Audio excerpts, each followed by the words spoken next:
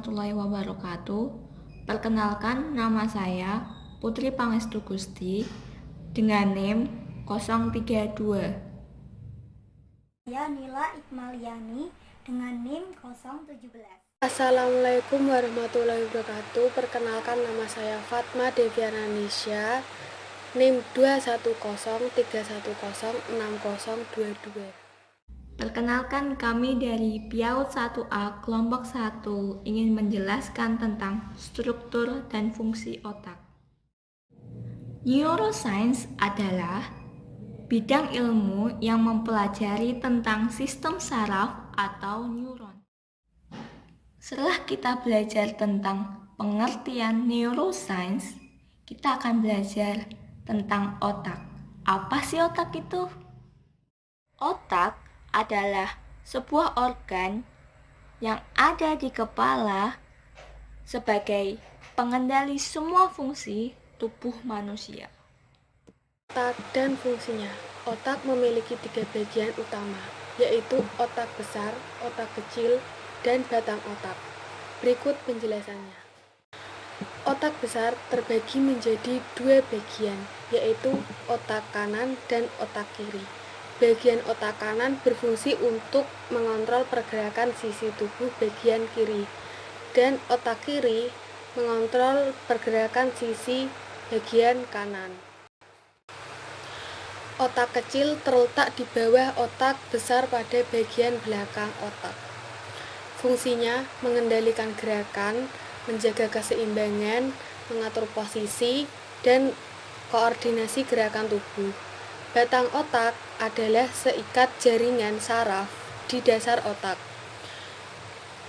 Fungsinya sebagai pemancar yang menghubungkan saraf tulang belakang, mengirim dan menerima pesan antara berbagai bagian tubuh dan otak. Ada 10. Yang pertama yaitu cairan cerebrospinal. Cairan ini berfungsi untuk membawa nutrisi melalui darah ke otak, serta menghilangkan produk limbah atau sisa metabolisme dari otak. Yang kedua, meninges. Meninges adalah lapisan atau membran tipis yang berfungsi menutupi dan melindungi otak dan saraf tulang belakang. Yang ketiga, ada corpus callosum. Corpus callosum adalah seikat serabut saraf yang terdapat di antara belahan otak kiri dan otak kanan. Yang keempat, ada talamus. Bagian ini merupakan struktur dari otak tengah yang memiliki 2 lobus atau bagian. Yang kelima, ada hipotalamus. Hipotalamus adalah struktur kecil yang berada di tengah otak, tepatnya di bawah talamus. Yang keenam, ada kelenjar pituitari atau kelenjar hipofisis. Kelenjar ini adalah organ kecil yang seukuran kacang polong yang terletak di dasar otak. Yang ketujuh, ada ventricle. Ventricle adalah ruangan berisi cairan di dalam otak. Cairan di dalam ventricle inilah yang disebut cairan cerebrospinal. Yang kedelapan, ada kelenjar pineal. Kelenjar pineal adalah kelenjar kecil yang berada di ventricle otak.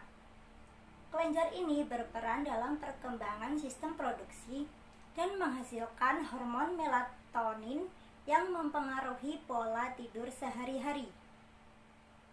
Yang kesembilan, ada saraf kranial.